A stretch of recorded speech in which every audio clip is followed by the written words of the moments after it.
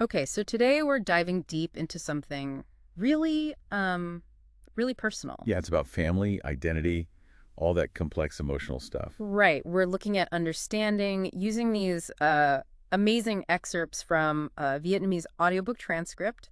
It's Letters from Coming Out by Ryoji and Hideki Sunagawa.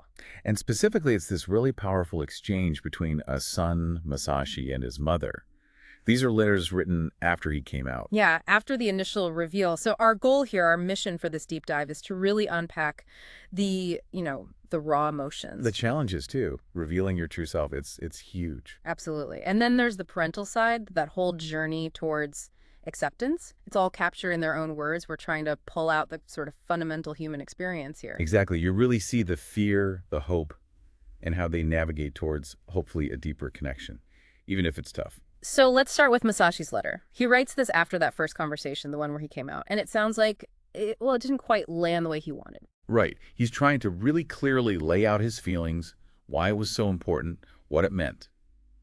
And he specifically asks for a written reply from her. He sets the scene, doesn't he? That dinner meeting, there's this tension. Yeah, and he contrasts it with these, like, childhood memories of going out with her, how excited he was, how beautiful she looked. It adds this layer, like things were simpler then, or just different. That contrast really hits home. He talks about hesitating, being scared of hurting her. But then he gets to this core point. Mhm. He just couldn't live a lie anymore. Not after 20 years. And he's clear. He believes being gay is a small difference. It doesn't mean he can't be happy. He actually says he wanted to share his happiness with them, like a thank you. You feel that internal battle he describes, wanting to just, change the subject, use a different word. But this voice inside saying, don't lie anymore. That fight against shame is just so palpable. And the actual moment, Wow. the image he uses, saying, I am gay, onto his cold salad. So surreal. Yeah, like the lettuce might answer him. What does that specific detail even, signify? I think it just shows how huge the confession felt against such a normal, everyday thing. Yeah. And his focus snaps right to her face. He was hoping for acceptance, but what he saw was fear. And boom, instant guilt. Wants to run, wishes he could take it back, say it was a joke. Yeah. He realizes his whole plan, doing it outside the house to keep things calm, totally naive. He hadn't prepared for her emotional fallout. Exactly. He calls himself foolish for not thinking about her needs, not making space for whatever she was going to feel, however messy. That's a really mature insight, actually. The person coming out is often so wrapped up in their own moment, they forget the impact. Especially on a parent who's got their own stuff, societal fears. He mentions the conversation afterwards. Her questions, is this true? Since when? Why? Standard questions, you'd think. Great, and he thought he answered them. But looking back, it's a blur. He felt this weird mix of, self-pity and just confusion. He barely remembers what he said. So the letter is his chance to fill that in, to tell her everything he thinks she might be worried about or didn't understand. And this leads him to express a really deep fear he has for her. For her. Interesting. Yeah, that she would feel scared and lonely, just like he did as a kid. He's actually trying to comfort her. Wow. He even mentioned support groups for parents. It's this kind of role reversal, the child trying to shield the parent from the pain his truth causes. That's incredibly telling. Then, driving home, he has these big realizations. The main thing he forgot to say, What was it? I'm still your son, don't worry. Simple, but crucial. So important. Yeah. He gets that she might need time, that his world is new to her, but he insists he won't be hurt by her needing that time. And that seems to lead into maybe the core point of his whole letter. Which is? That gay people are just a minority, not abnormal. And he connects not being told this as a kid to, real internal damage. Right. That lack of basic information creates this deep confusion, this self-blame that's just hard to get rid of, even when you accept yourself as an adult. Yeah, those childhood feelings can echo. So he hopes others will at least try to understand, even if they're surprised at first.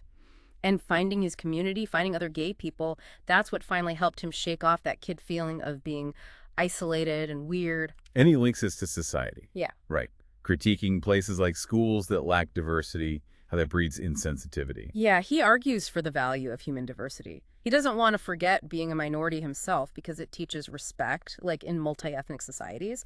He mentions this lines up with views from a company, GT. Interesting connection. But he comes back to the why. Why come out if it causes pain? His answer is really strong. What does he say? He believes kids who aren't accepted by parents grow up feeling fundamentally weak. insecure, guilty. That tracks. That core acceptance is huge. He mentions a manga, Osaka Hamlet. There's a character who liked girls' clothes, and their parents' support gave them incredible courage to live authentically. Even without legal stuff like marriage, Mm. he feels that parental support gives this foundational strength, a safety net nothing else provides. Right. He sees it in his friends, too.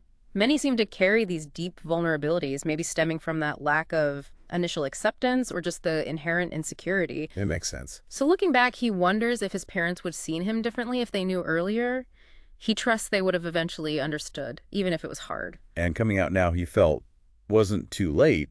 It was actually a sign of his trust in them. Exactly. And the hope he ends with is so touching that one day they might welcome a boyfriend. He calls him a third son. Third son. Yeah. And underlying it all, the core reason, he just can't give up his relationship with them. Of course not. He's grateful for the acceptance they have shown, even while seeing how hard it is for them. And he ends his letter saying, okay, you've accepted me, now I want to hear your feelings. I'll listen. Which leads us perfectly into her letter. Yeah. The mother's response. Yes. Her perspective. And she starts right off trying to frame her feelings as a mother, wishing she'd just reacted with, simple gentleness, not the fear she showed. And she's brutally honest about her own biases. Incredibly so. She admits having prejudiced thoughts about his future before and feeling guilty about them now. She blames societal prejudice for making her scared, making her think negatively. She sees how it hurts everyone involved, parents and kids. The way she describes her initial fear, it's intense. She says it was like he'd confessed to murder. Whoa. She felt she had to just listen hard to keep him from just collapsing. She felt despair, heartache, even blamed herself for a second, but realized it wasn't anyone's fault. Just this overwhelming situation. Yeah, and she regrets it deeply. Wishes she could redo that moment, just tell him not to worry. And a lot of that regret comes from feeling ignorant, doesn't it? Definitely. She laments not being taught that being gay is normal for a minority, that they have rights, need protection. She's terrified her ignorance caused him lasting pain. She even says she wishes her anger at herself could somehow fix the suffering he went through, hiding it. Then there's that detail. Standing in the kitchen later, noticing spilled, clotted milk. Yeah, that mundane detail. Her mind is just distracted by chores while processing this enormous thing. It shows how overwhelming the fear was, like wanting to escape something difficult. It really grounds the terror she felt. She talks about fighting that initial thought, that his being gay was a disaster, a thought fueled by fear of him being ostracized, attacked. The drive home seems key. Alone in the car, it hits her fully. She wanted to call him right back. Yeah.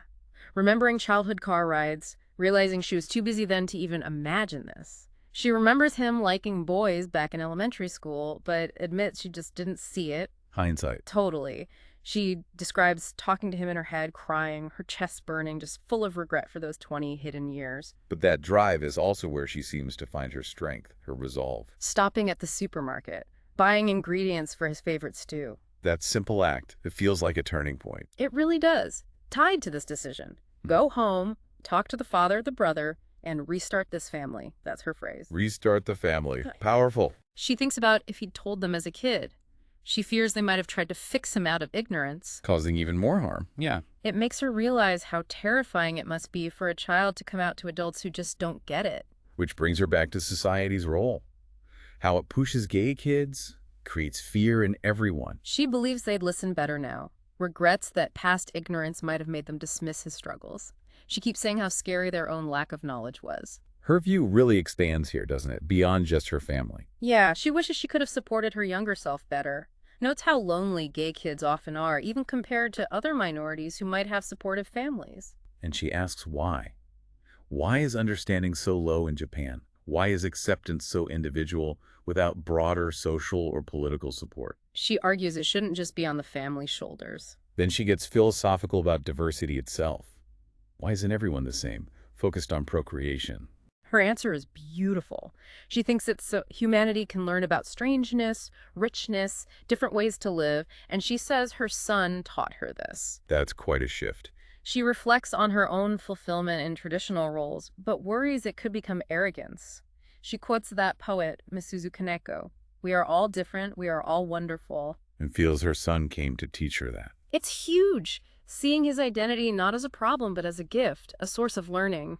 She hopes for him, knows his path might be hard, but also rich, believes he can understand life, critique society, be sensitive. She also warns him, right? Don't fall into self-pity. Exactly. Use your experience to be kind to others' pain. She truly believes he can find happiness and be himself. Then she connects it to the bigger picture again, that court ruling. Yeah, the Supreme Court ruling about parentage for same-sex couples using surrogacy. She was upset by it, saw it as outdated. She tells him, pay attention to this stuff. Remember the people involved. And encourages him to live long enough with strength and gentleness to see things change. So powerful. Finally, she talks about the father and brother. They need time too. How are they doing? The brother apparently suffered silently, blamed himself for maybe hurting Masashi somehow without knowing. The mother told them Masashi coming out was a sign of trust. And the father. Shocked, but didn't say anything cruel. His prejudice, she feels, is less important than him just being a father, a husband. And apparently he gets mad now seeing anti-gay stuff on TV. That's progress. Definitely. He wants to read Masashi's next letter, wants Masashi to talk to him more. She says he worries, even if he can't show it easily. And get this, the dad bought the Osaka Hamlet book. Oh, wow. That's huge. A quiet gesture, but speaks volumes. Totally. The mother sees Masashi trying to keep the family together. Her tears, she insists, are worry, not prejudice. She reassures him his dad just wants to see him doing okay, unchanged. And they're talking more openly now, the parents. Yes, even about practical things, like meeting a partner someday. She uses that phrase again. Waiting to welcome a third son. That's beautiful. And the final reassurance. This house is always your home. So what does this all really tell us? Well, this whole deep dive through these incredibly raw letters, it just lays bare the struggle of coming out and how much society's views really mess with families. The mother's journey is striking, isn't it? From that initial fear, rooted in just not knowing, to real acceptance, built on love and trying to understand. It wasn't overnight. Not at all. It was a process, hard. Started by the son's courage, really, and then fueled by communication, especially these letters. Yeah, the power of writing it down seems crucial here. Maybe allowed for honesty. That's just too hard face-to-face in the heat of the moment. Definitely seems like it helped them connect deeper, heal maybe, and find a way to, like she said, restart as a stronger, more open family. Ready for whatever comes next. Which brings up a bigger question, I think. When society lacks understanding or legal recognition for certain groups, doesn't that put an unfair burden entirely on individuals and families? Forcing them to do all the emotional labor, the education, the fight for acceptance, the advocacy, all on their own. Exactly. Something to definitely think about until next time.